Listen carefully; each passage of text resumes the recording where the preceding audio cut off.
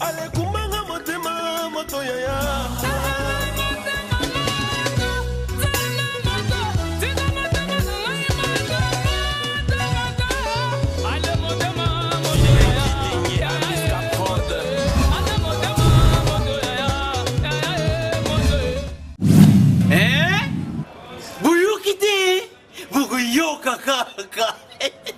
Kinshasa, Nabiso, Kin et l'équipe partout.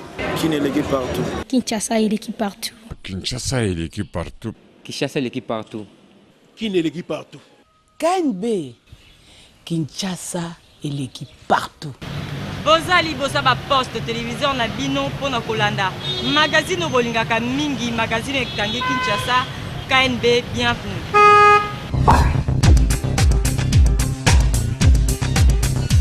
Bakinois bapesi ya vina bango par rapport à calendrier ya élection ya ba gouverneur oyo seni a wisi ko publier.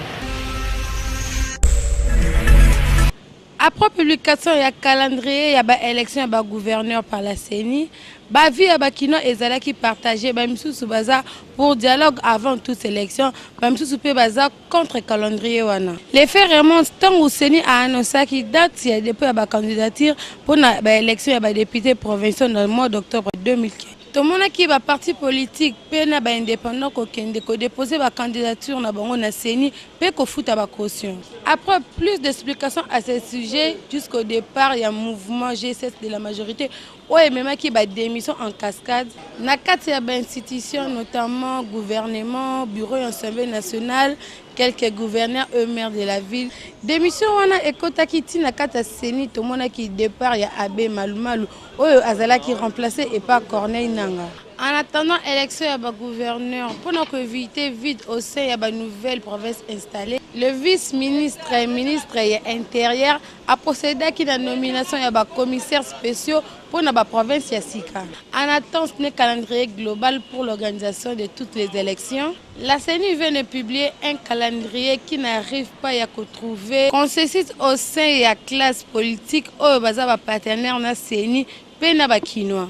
Calendrier wana paritaire te. Ezo profiter na peuple congolais te. Donc nazo senga na bakonzi bazonga na ordre ba respecter constitution. Biso toza na posa ya dialogue ya comité international. Tokota na dialogue to yoka na parce que mboka etambo. Eloko wana tellement eza surprise pour na ba satana na ngote. Publication de outil tant on peut pas passer message. Yango moni calendrier ye. Tokosenga na CENI pour na kimia ezala na Kinshasa pe na mboka mobimba a organisé élection oyo kozala moins contestée, crédible et apaisée. Kinshasa et l'équipe partout. Batu mingi ba respectera lisusu ba engagement oyo bazwaka te yango tolukaki toyeba nani ezalaka bongo. To remarquer na Kinshasa za na bato ebele bazo kozwa ba engagement kasi bazo ko tenir ba parole ou bazo pesa te ba msu bazo kozwa engagement wana par prestige et puis ceux qui ba rappeler comme même sujet ya ba discordance. Tozana manki ya bolingo ya mibale eza ko respecter nanu eloko yo lakaki mutu te ya misato eza volonté. Déjà bolingo tango ezali ya ko réaliser loko yo prometaki mutu to engagement yo signaki na mutu faut respecter yango nanu ya mibale loko la biso batu to tcha na sentiment na biso ya nzoto liboso par exemple na bandeko na biso balakaka na église ke lelo so na zui boye na ko pesa boye na ko somba bo église nzambe papa mbolié azui mais en réalité, il y a l'oba qui n'a pas pour battu basala qui ton n'engeni mais tant que je suis bosani na ye qu'il faut respecter le bon zambo pambolone.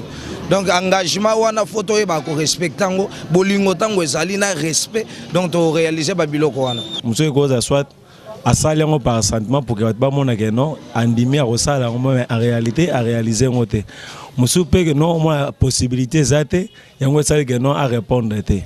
Logo et marchal besoin de volonté. Ah on dit mais logo faut avoir une volonté que non salam. Même si ça ne logo mais soit volonté ça et que salam. Mais moto oyo a respecté engagement a été asa irrégulier, asa irresponsable parce que moto azo tambula na normal il faut quand même respecter engagement oyo ya zwaki. azotambola alimenter na vie na ye quoi. Biso KNB toko conseiller ba kinois que eza malamu soki ozui engagement ou ba ko tenir yango po na crédibilité na yo moko personnel et puis na ba oyo bazoko zo ba engagement kaka par prestige po ba sepelisa bato ke ba yebi que ba ko na ba ko tenir yango te botika parce que eza ko déshonorer bino Kinshasa et l'équipe partout. Ba chauffeur ya ba bus ya transport en commun mingi ba ya l'habitude ya ko s'excuser tout pour informer ba client na bango te avant ba ko la station service pour na ko bakisa carburant ba kinoa ba déplorer comportement o ya mabe. Kinshasa l'équipe partie de l'eau magazine à Bino KNB et qui consola na ba chauffeur to yeba pourquoi est-ce que tant ba télémaka na ba parking pour na causer la ba client ba so marana nous carburant te mais soki kaka memi mutu amemi batu akoti yona mbangu ko kene ko somba carburant sans même ko s'excuser bolanda kine to fandi boye to zela transport kuto ezai pe passer mais tant aye to mati allez to komi na moi liboso akotika na station mbala moko ndo sumba carburant ngape na sepela na ngai te umeli kutu puisque bato bazali ke belé na kiti na ngai les premiers arani monde to yaka uti pa boke lufuti o charger kuna mbongo ye nango boye ils ont bon versement ya kolo mutuka mais to na parking ja bonita yo yebo ya consommation déjà c'est dimnaki il y a les premiers arca ce qu'il faut charger sous bateau.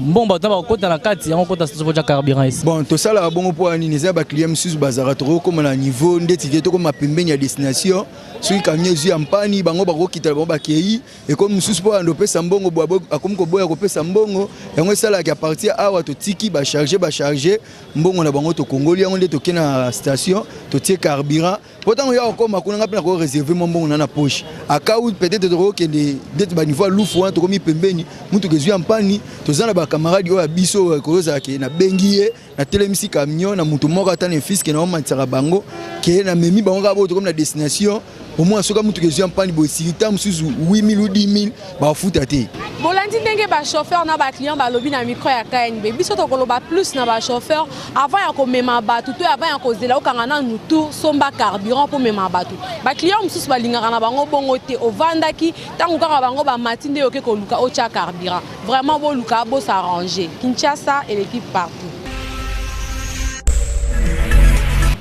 Basi mingi na Kinshasa soki bazo sokola bilamba ya mibali na bango et que ba contrôler ba poche ba moni mbongo bazaka na habitude ya kolakisa mibali na bango te na une fois ba moni préservatif to lettre mwasi mususu bachaka makelele makasi bakinoa balobi pona likambango.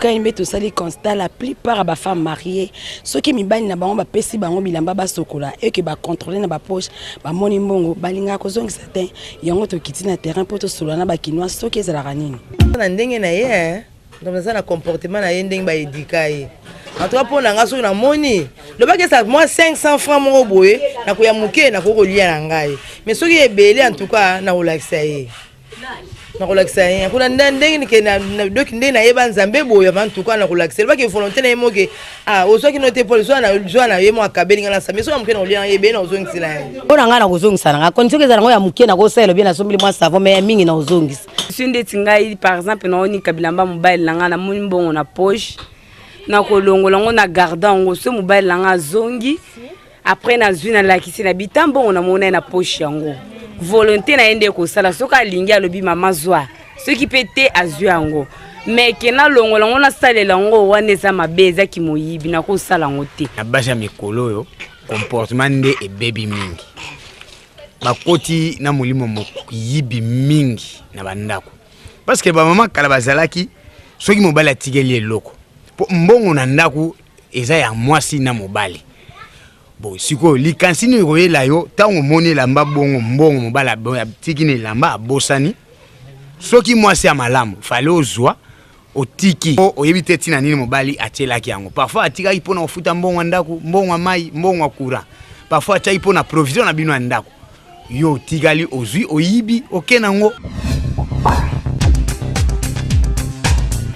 Perception nini bakino bazalaka nango par rapport ya ba œuvre d'art auto kutaka na kati ya ba église bakino balobi Ça et l'équipe partout. Lelo magazine KNB toé kokutana na pasteur Simon pona ayebisa biso ndenge nini bakinois bakoki kozwela ba objet d'art surtout mingi na église parce que tozomona lelo bakinois nyonso bakoma komona ba objet d'art kaka kindoki tope kisi suivant. Likambo ya œuvre d'art na kati ya milieu kinois ezala na mangomba ezala na bandako ezala bisika nyonso ezali kozangisa kimia na bato oyo basalaka musala wana pe mingi à cause ya interprétation nazali kolobela na ngambo nyonso pe kolakisa na bakinois nyonso ete œuvre d'art ezali porteur ya message na biso ba africain mingi tolobelaka art culturel ou art plastique mingi sculpture c'est-à-dire bikeko na ba masque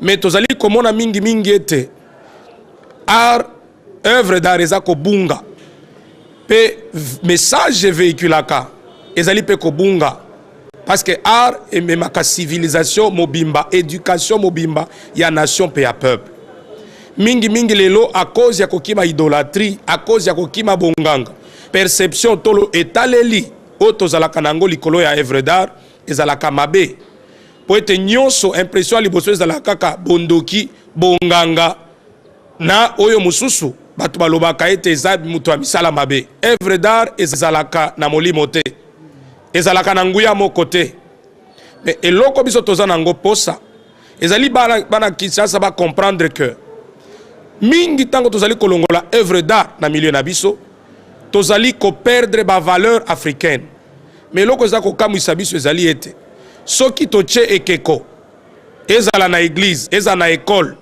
toche masque tolati rafia to tosale loko moko okomona lolenge ya kotala bato bazomona mbala moko bondoki bonganga mais oyo ya libende to ya vitre bakucha okomona ndimami nango sans problème cher pe bakoyi kocha eloko ya malamu soki eza ya libaya batia ba forme perception ali mabe nde na conseiller na pesi toli na bandeko nyonso ezala na mangomba eza bisika nini ba réintégrer œuvre d'art parce que ezali porteur ya culture porteur ya message poète soki peuple azangi culture azali peuple oyo ako se perdre un jour. Sali constate que na Kinshasa bambouteillage ezosila te malgré l'élargissement il y a boulevard oyo ezalaki na 4 bandes na kala mais ce que ekomi na 8 bandes boza ba détail na élément oyo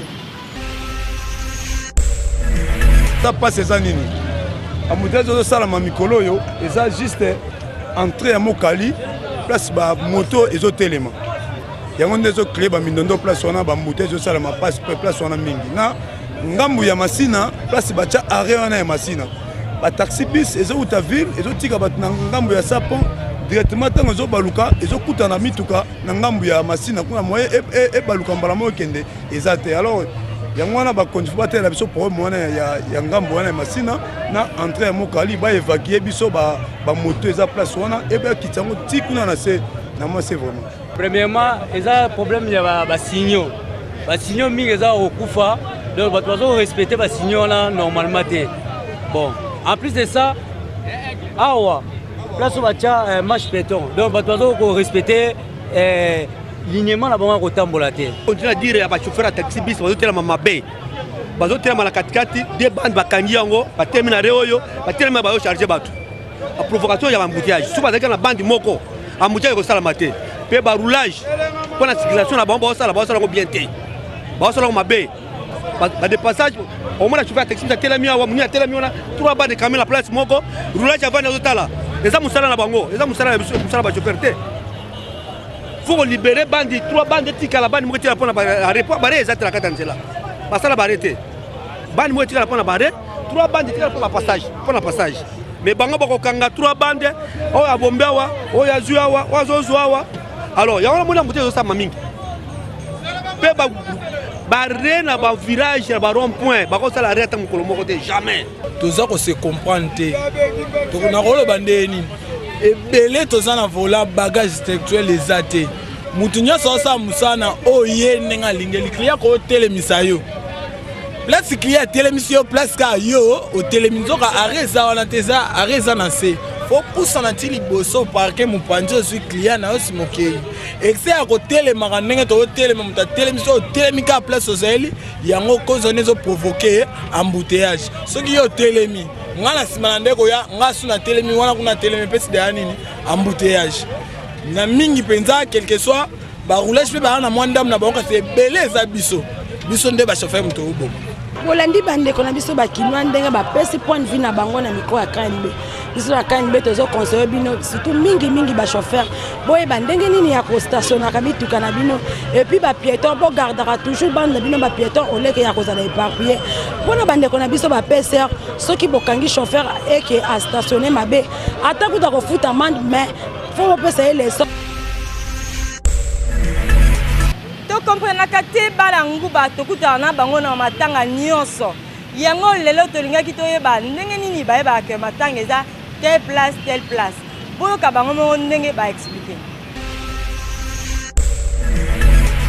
KNB sali constat lelo na Kinshasa na matanga eza na catégorie moko ya bato oyo ba informara bango te que matanga ezali mais présence na bango ezalaka remarqué très remarqué ce qui ba matanga nyonso ezali bana oyo qui joue to landaka communiquer sur to bino ke non de eza esika tete boyo to landaka communiquer ka vraiment to kena ata nyonso to kena kaka commune nyonso eza na ke de eza to koma kaka. J'ai un ami ou bien l'oncle qui habite là-bas, il y a un cousin qui est décédé ici. Hein? À ce moment, il y a un cousin, mon frère. Tout ça, m'attend quelque part, on est venu dans le numéro tel. À ce moment-là, on fait pied, bon, sur ça aussi, communiquer. On a sur le terrain, voilà, on a fait un côté tel, alors, on a besoin de courage, jamais raté rubrique Bolingara mingi, rubrique selfie, kanga photo, buka kingo, seka moke. Tinda photo na yo na page Facebook Kinshasa na biso. Dégâts. Après qualification, il y a FC Renaissance du Congo. On y a petit préliminaire na sans défaite. Ba supporters ba pesi ba chance l'équipe na bango pour la phase finale il y a Coupe du Congo o e kokutana na ba club il y a Cour des Grands. Et peut-être petit préliminaire il y a Coupe du Congo bon. Na mon équipe est petit bien parce que l'équipe de Betangene lobby dans le championnat tu gagnes difficilement mais lobby na moni que tu larger score tu bêtis 4 mais na féliciter d'abord l'équipe na ngai na féliciter na ba diriger équipe mais ba c'est la biso moi quelques joueurs en attaque ba c'est quelques joueurs en attaque et Matissa sous mon équipe ndambo par rapport il y a ndenge to bêtis préliminaire na bale babanga mutute bango na ligne foot ba ndobeta même ballon même terrain biso be na coupe du Congo to bêtis même ballon même terrain keleme oya kozala makasi a gagner adversaire mais ndenge naza na confiance équipe nanga na ba dirigeant équipe nanga en tout cas na ba joueur nanga confiance na pesa bango na diga ba sala quelque chose ya bien après cette équipe nanga fa ezate parce que premièrement si soka betité kaza dia betité to resi ko chaka très bien c'est que équipe ya confort équipe ya makasi ya jeté tona ba joueur penza o ba kemba ndeti soda bemba wadol ndeti ba idée j'ai confiance à ces joueurs. Franchement, tu bêta. Neto ba oba kita to lia bango déjà. Et là on le bagara na dirigeant et entraîneur photo bon équipe. Équipe to bêta compétition munene. Coupe du Congo. Hein, les aventures té. Photo bon c'est équipe et outil l'inafoot et qui dans la Coupe du Congo. Donc il faut que bon équipe attaque na biso to moi na absence ya Kazadina Sissoko et BTF m'a bien malgré tout victoire à lobby mais to BTF attaque vraiment et PSNDP ça raté. Donc on s'est rendu l'entraîneur à Bongissa donc attaque a bouger moi millier il faut yo ibiga millier ndem ça m'a faire na mokili équipe équipe dans l'équipe utile na foot et dans minene donc faut to Bongissa équipe. Bolandi a vu à supporters ya FC Renaissance bamsusu ba lobby ba renforcer les bango milieu de terrain bamsusu ba lobby ba c'est la bango ba attaquant peut permettre bango bazala un peu plus compétitif na 52e édition ya Coupe du Congo yeko banda na mikolo ko ya kasi biso toko senga kaka na ba dirigeant ya FC Renaissance ba meka kozala un peu plus prudent pour buzoba oyo comme la ki bango saison dernière et comme la bango lisusu te Kinshasa et l'équipe partout. bato mingi balobaka na Kinshasa ke mboka oyo bateka ngo kaka na mutu azo ete na ye pa kende mpona nini bakino balobaka bongo. Très souvent bongo parce que tout le monde a pu esika toza lelo, c'est-à-dire depuis botama ozalaka boye okola ozotanga classe ozosisa ba classe yango misala ezate osisi classe lelo mais ba aussi on a des expériences il y a 4 ans 5 ans, donc c'est très difficile déjà aux expériences en rapport expérience aux temps aux travail maintenant la 6 classe lelo zo 5 ans expérience à 3 à 4 ans na ozwango tant bien avant nda kuna se pesa na pesa nga ba futilité na nda mamwezanga tina pour qu'enfin na lobake mboka ya bien te mona ta ba bloc élémentaire pour la biso ba congolais couramment eza passe social eza passe ou va na ndako bozota ata TV kureke imba mo se référer na ba autorité donc mboko bateka onkara na courant bloc élémentaire tozo kokango te siko tokolo bani bateka onkaka mais so lelo ba améliorer situation ba pesi na à la portée à la population ba pesi biso mai ba pesi biso courant ba pesi biso social à bien et si qui nous particulièrement 5 années loko moi gravité au bon c'est car ba bloc élémentaire pour naé ça va déjà. Bon tous à l'habitude de lo bongo parce que eza moni muto azangi musala azolia na pasi azaka na ba makanisi on mona comme si rien ne marche yango toloba souvent bongo mboko bateka ngo kaka mboko yo kaka boy donc eza bongo donc moi qui koloba bongo nzala kaka kanda quoi zaka na se akanda bateka ngo makambo etambola bien te boy na boy so makambo ebongi vraiment ba mo vivre très bien a malobani za souté comme mboko yo batonga ngo nde sikoyo koteka wana eza ba langage ya ba faible yo teka mboko eza na mboka na yo obotami awo okoli wana okoteka ngo na sens ni bakoko batika biso na mboko oyo ebongo ya koteka ngo na sens ni non wana langage ya ba faible mboko eza na biso mboko ya biso nde à partir ya gouvernement papa tala bana ndenge bazo chômer basilisi ba classe mosala eza te bana bazo chômer bana partout soko otali bana na mawa biso tokoli marque wana te ba papa babokoli biso otali gouvernement azokene biso kuto tina kokene bisala ezalaki te kolia malamu surtout vie sociale maman oyo nde gouvernement azoboma bato vie sociale. Boti koyoka réaction bakinoa ma biso to koloba boye eza malamu te ya koloba ke mboka oyo ekobonga te toteka mboka parce que toyebi yango ndeza patrimoine na biso soki oteki mboka lelo oteki RDC okende wapi na mboka mosusu nde bakondima yo non en tout cas oyo ezali mboka na biso faut pas kolukaka kolobaka toujours maloba mabe sur mboka na biso ezali malamu mingi te en tout cas tomeka un peu ko revoir côté wana soki problème ezali problème ekosarranger en tout cas faut kotika ko éviter kolobaka ke mboka na biso ekobonga te topé toteka mboka oyo eza malamu te. Kinshasa et l'équipe partout. Merci pour la confiance et fidélité. Vous continuez à faire ça. Dans le magazine, Nabino Bolimaka Mingi. Ken ba mokolelo to présenter qui yango sur boulevard du 30 juin, la commune à Gombe. Botika Malamu, bon lundi chez vous. Bobo Sanate Kokin et l'équipe partout.